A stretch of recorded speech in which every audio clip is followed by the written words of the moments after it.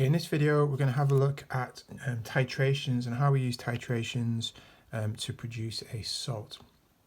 Just a little recap really to help us understand the key principles behind this. So if we take an acid and a base in a reaction, then it will produce a salt and water. Okay, this reaction here is called neutralization reaction.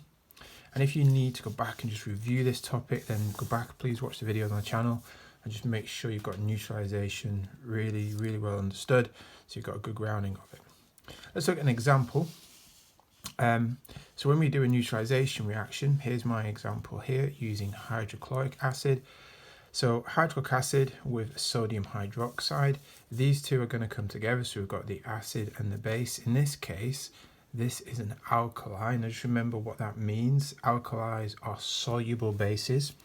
So we've got an acid and an alkali reacting together to make a salt. The salt name depends on the acid and the alkali we use.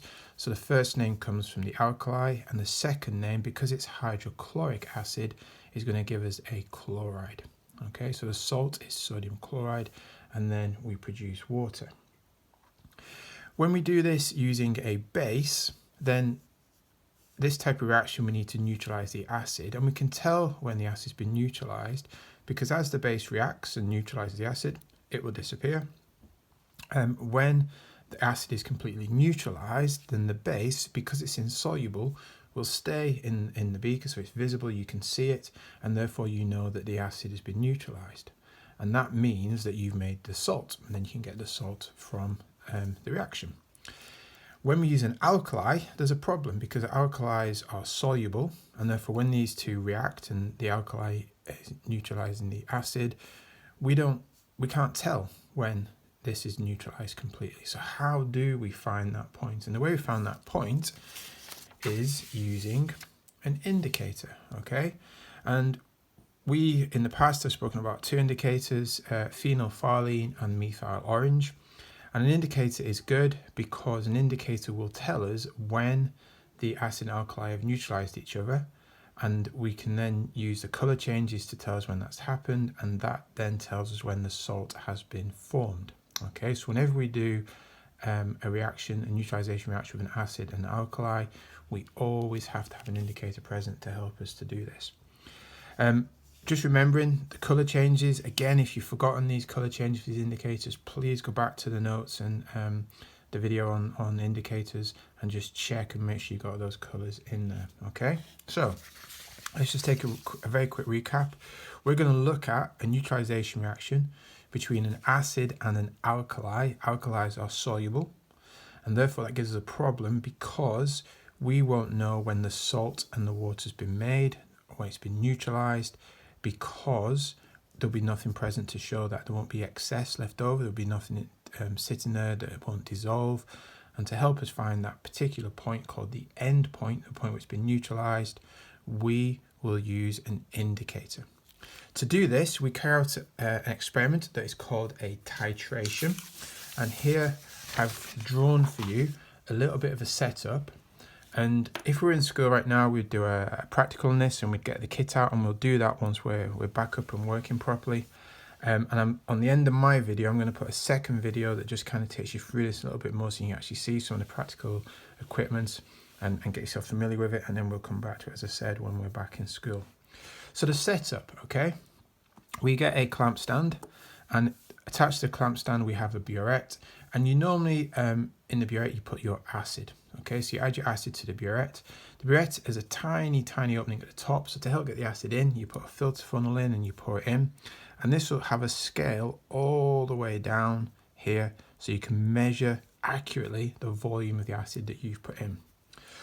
Underneath here we will have a conical flask, and the conical flask is going to contain the alkali that we're going to react with the acid. Now, to help us tell when it's been neutralized, we have to have a few drops, only a couple of drops of indicator, and the indicator will change color, telling us when it's been neutralized. You often sit the conical flask on top of a white tile. This is just to help you see the color change, because these color changes sometimes are not as sharp as they need to be. So to help you visualize it, you put it on a white tile and then you can see the color change happening. The alkali, how do we get the alkali into the conical flask? Well, to do this, we use piece of equipment called a pipette. And again, in the little video at the end, you'll see a picture of one of those. And a pipette often has a little safety pipette fill, which is like a little rubber ball on the end that allows you to fill the pipette up with the alkali and then transfer it safely to the conical flask ready for the experiment. And this pipette is designed to measure out very accurately 25 centimeters cubed of the alkali, so you can transfer across and react it with the acid.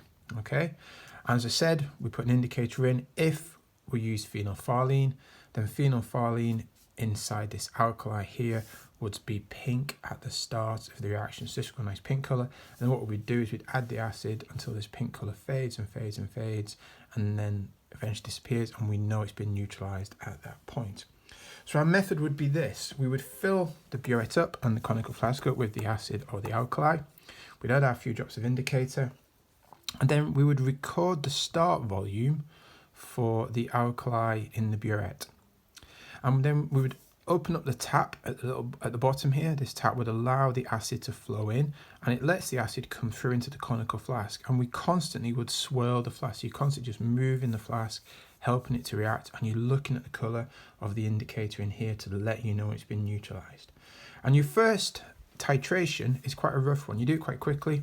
You add it quite quickly, constantly swirling, and as soon as this changes colour, remember for neutralisation using phenolphthalein, it will go to a colourless colour, so that pink colour would just fade and it would go colourless.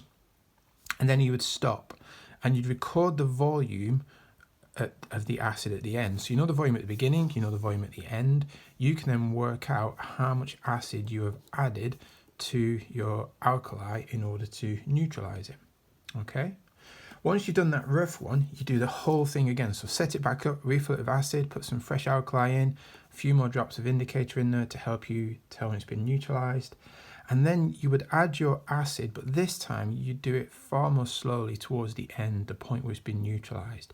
Let's say that you added 25 centimeters cubed in your first experiment. Then what you would do in your second experiment, you'd add 24 centimeters cubed fairly quickly. And then the last centimeter cubed, you just do one drop, just one. This device can let one drop fall in. You give it a swirl, you see if it changes color. If it doesn't, a second drop in, swirl it. If it doesn't change color, and continue until one drop causes it to change color, and then you stop. As soon as this has changed colour with the addition of one drop, you record the volume, and again you work out your new volume. Now this volume is far more accurate because you've taken your time near the point where it's going to be neutralised. You then repeat this, and what you're going to try and do is repeat it to get two results that are very similar. The word we use for that is concordant. And once you get two concordant results, then you can stop your experiment. You work out the mean for those readings to measure out the amount of acid you've added, so you know how much you've done. And you'd use that average to then do this again, but with no indicator. So let's say you added 24.5 centimeters cubed of acid. You measure your acid out here, fill this up, you'd put your fresh 25 centimeters cubed in here, you'd add a few drops. You wouldn't add the indicator this time, because what we're going to do now is do this experiment without the indicator, because we know that if we add 24.5 centimeters cubed of the acid, the alkali will be neutralized. So we do it now without the indicator, adding the exact amount of acid required, and we know in here that this will be a salt and water being produced. Okay? The reason we do this is because two reasons. Number one is we want our salt to be pure. If we've got indicator in there, it's got impurities because of the indicators there. Second reason is indicators sometimes can be coloured, and if you put the indicator in, then the indicator will change the colour of the salt. So you do it again without the indicator so that you get a pure salt forming that's not going to be coloured by any indicator or the presence of any indicator in there. Once you've got it neutralised, you've got your salt and water. The salt is soluble, so you would go through your steps of evaporation and crystallization to get the salt from this mixture, from this reaction. Okay, that's the method. That's how we do it. This is the setup. You might want to pause it, as I said earlier on, I think, to draw this in and put the labels on. Underneath, there are some questions for you to answer in relation to the process. And then on the next page in your notes, ask you to write a method for this experiment. I appreciate I haven't done it yet, but it's a good idea to understand the steps we have to take in order to do this. So if you re-listen to the video, you can go through those steps and just bullet point them. And hopefully that will help you then to get a good understanding of the basics of a titration. And once we get back into school, you can complete the titration reaction and the practical yourself. Okay, good luck everyone. Take care. Bye bye.